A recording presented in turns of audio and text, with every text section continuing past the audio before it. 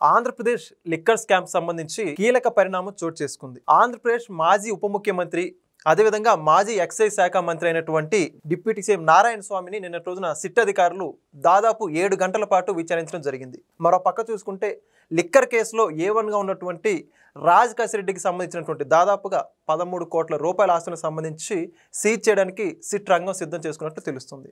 మరి మొత్తానికి ఇదే అంశానికి సంబంధించి పూర్తి విషయాలు తెలుసుకోవడానికి మనతో ఉన్నారు రాజకీయ విశ్లేషకులైనట్టు కొత్త రవీంద్ర బాబు గారు. సో నమస్కారం అండి. నమస్తే. మాజీ డిప్యూటీ సీఎం నారాయణ స్వామి గతంలో ఎక్సైజ్ మినిస్టర్గా కూడా ఈయన పనిచేయడం జరిగింది. ఇప్పటి వరకు ఈయనకి సంబంధించి సిట్ అధికారులు ఏ రోజు ఈయన అంశం అయితే ప్రస్తావనకు రాలేదు. నిన్నటి రోజున చూసుకుంటే దాదాపు 7 గంటల పాటు విచారించారు. లిక్కర్ స్కామ్ సంబంధించి ఈయన ప్రమేయం ఎంత వరకు ఉందని చెప్పేసి. మొత్తానికి ఈయన ప్రమేయం ఉందా లేదా అంటే ఏమంటారు?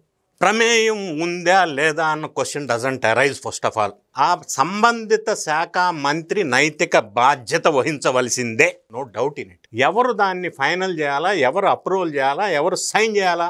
కన్సర్న్ మినిస్టర్కి సంబంధం లేదంటే ఎవరికి సంబంధం? అధికారులకి సంబంధమా? No, he's responsible, that's all. Okay, అది వేరే విషయం.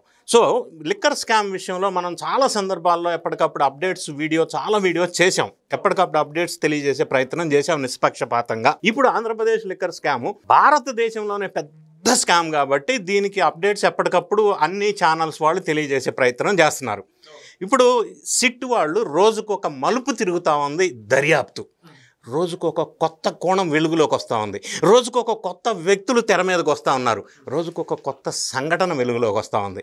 ఇప్పుడు లేటెస్ట్ డెవలప్మెంట్స్ ఒక్కసారి మనం ఓవరాల్గా చూసుకున్నట్టయితే సిట్టు వాళ్ళు దూకుడుగా ముందుకెళ్తున్నారు. నిష్పక్షపాతంగా దర్యాప్తు, దాన్ని అభినందిస్తున్నారు అందరూ. ఎందుకంటే ఈ మధ్యకాలంలో ఇందాక మీరు ప్రస్తావించినట్టుగా కసిరెడ్డి రాజశేఖర్ రెడ్డి వర్ధమాన్ ఇంజనీరింగ్ కాలేజీ ఎదురుగా ఉన్న ఒక గెస్ట్ హౌస్లో 11 crores, అది కూడా ఇన్ఫర్మేషన్ ఇచ్చింది ఈ కేసులో A40గా ఉన్న చాణుక్య ఎవరు? కసిరెడ్డి రాజశేఖర రెడ్డి ఫ్రెండు. అది సీజ్ చేశారు. తర్వాత ఇప్పటివరకు 62 crores సీజ్ చేశారు. ఈ మధ్య కాలంలో కసిరెడ్డి రాజశేఖర రెడ్డి ఆస్తులు జప్తు చేయమని ఆంధ్రప్రదేశ్ ప్రభుత్వం ఉత్తర్వులు జారీ చేసింది.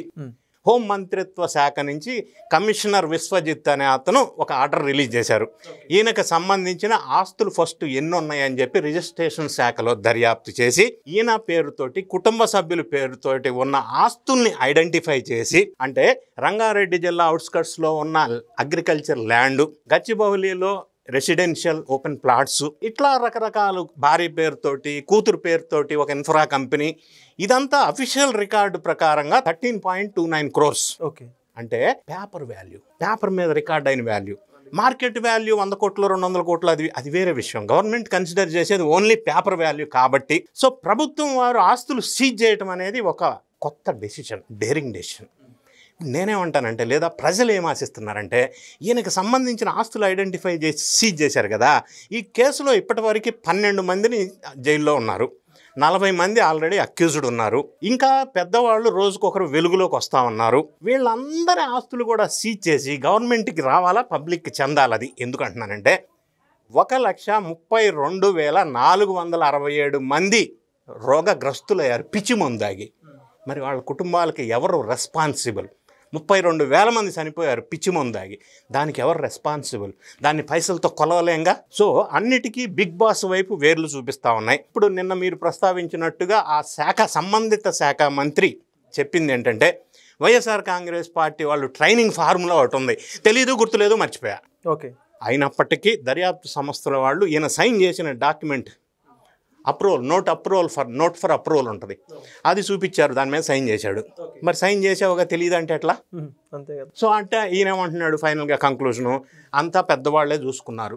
దాని మీనింగ్ ఏంటి అంటే వేళ్ళు ఎక్కడికో చూపిస్తున్నాయి. ఈయన అంతకంటే ఎక్కువ చెప్తే ఈయనకి ప్రాణహాని ఉండి ఉండవచ్చు, ఎవరు భయం వాళ్ళది. సో సంబంధిత మంత్రి సైన్ చేశాను, పెద్దవాళ్లే చూసుకున్నారన్న ఒక మాట అయితే, నెలకి 50 లక్షలు ఈయనకి ఎవ్రీ మంత్ వచ్చేది అని సిట్టు వాళ్ళు అడిగారు. దానికి కూడా ఈయన సరిగా సమాధానం చెప్పలా. ఓకే, ఏదేమైనా ఆ నెలకి ఎక్కడి నుంచి వచ్చేది, ఎవరికి ఇచ్చేవాళ్ళు, ఇవన్నీ కూడా వాళ్ళ దగ్గర డాక్యుమెంటరీ ఎవిడెన్స్ ఉంది ఒకటి. రెండోది, ఈయన సంబంధిత మంత్రి కాబట్టి లిక్కర్ పాలసీలో ఫ్రేమ్ చేసినప్పుడు ఈయన పాత్ర అనివార్యంగా ఉండాల్సిందే. వాస్తవం ఏంటంటే పాలసీ ఫ్రేమ్ చేయాల్సింది కన్సర్న్ డిపార్ట్మెంట్ అఫీషియల్స్, మంత్రిత్వ శాఖ, అప్రూవల్ చేయాల్సింది క్యాబినెట్.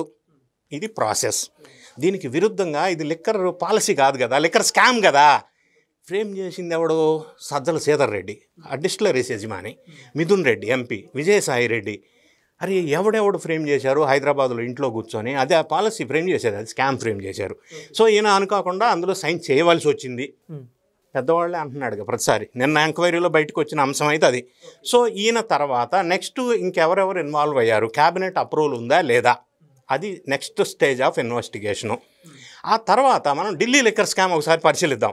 ఢిల్లీ లిక్కర్ స్కామ్లో ఉప ముఖ్యమంత్రి సిసోడియా అరెస్ట్ అయ్యారు, జైలుకి వెళ్ళారు. నెక్స్ట్ ఎవరు వెళ్ళారు, ముఖ్యమంత్రి వెళ్ళారు. అది ఇట్స్ ఎ ఫ్యాక్ట్. సో ఇప్పుడు ఈయన ఉప ముఖ్యమంత్రిగా చెప్పబడుతున్న ఆబ్కారీ శాఖ మంత్రి, ఈయన్ని ఇంట్లో విచారణ చేశారు. మళ్ళీ 1 వీక్లో సిట్ ఆఫీస్కి వచ్చి విచారణకి అటెండ్ అవ్వమన్నారు. ఇంకా కథ పూర్తి అవ్వాలా. సో ఈయన ద్వారా ఇంకా కొన్ని విషయాలు వెలుగులోకి రావాలా. ఎవరు ఈయన ఫోర్స్ చేశారు, ఎందుకు సైన్ చేయాల్సి వచ్చింది, ఈయనకి తెలిసి జరిగిందా తెలియక జరిగిందా, తెలిసి తెలియక జరిగిందా, బలవంతంగా జరిగిందా, దీని వెనక ఏముంది అనేది బయటికి రావాలా. అప్పుడు ఎవరు వైపు వేళ్ళు చూపిస్తున్నాయి, ఆ వ్యక్తి దగ్గరికి వెళ్ళాలి. అంటే ఇవన్నీ base supporting documentary evidence documents. Okay, ఈ పనిలో సిట్ వాళ్ళు ఉన్నారు. ఇంకా ముందుకెళ్తే మరి ఎవరి పేరు బయటకు వస్తుంది, ఎవరు వెలుగులోకి వస్తారు, నెక్స్ట్ విచారణకు ఎవరు అటెండ్ అవుతారు అనేది మనం ఎదురు చూస్తాం. ఆ విధంగా ముందుకెళ్తుంది కాబట్టి మనం ఆశించవచ్చు అంతిమ లబ్ధిదారుని త్వరలోనే పట్టుకుంటారు అని మనం ఆశించవచ్చు. ఓకే, అయితే ఇప్పుడు ఈయన కూడా విచారించడం వరకైనా భవిష్యత్తులో అరెస్ట్ చేసే అవకాశం ఉందంటారా? అంటే అరెస్ట్ చెయ్యరు అని మనం చెప్పలేము.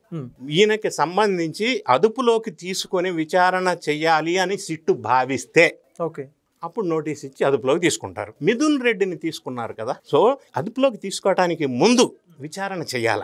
ఓకే ఓకే, అప్పుడు అంటే ఎందుకంటే ఇంతకు ముందులాగా అక్రమ కేసులు బనాయించే టైప్ కాదు కదా, అక్కడ ప్రాబ్లం వస్తుంది. అంత లీగల్ ఫ్రేమ్వర్క్లో వెళ్ళాలి కదా. సో విచారణలోకి తీసుకొని అప్పుడు భావిస్తే అదుపులోకి తీసుకుంటారు. తీసుకోవాల్సి వస్తే తీసుకోవాల్సి వస్తుంది, అది చట్టం తన పని దాన్ని చేసుకెళ్తుంది కదా. అట్లా అప్పుడు మిగతా పేర్లు ఎవరై వస్తాయి అనేది మనం వెయిట్ చేయాల్సిన అవసరం ఉంది. ఖచ్చితంగా చూద్దాం సార్ భవిష్యత్తులో ఈ కేసు ఎటువైపు మలుపు తిప్పుకుంటుందో. Thank you. Thank you. Please subscribe to Leo news for more videos.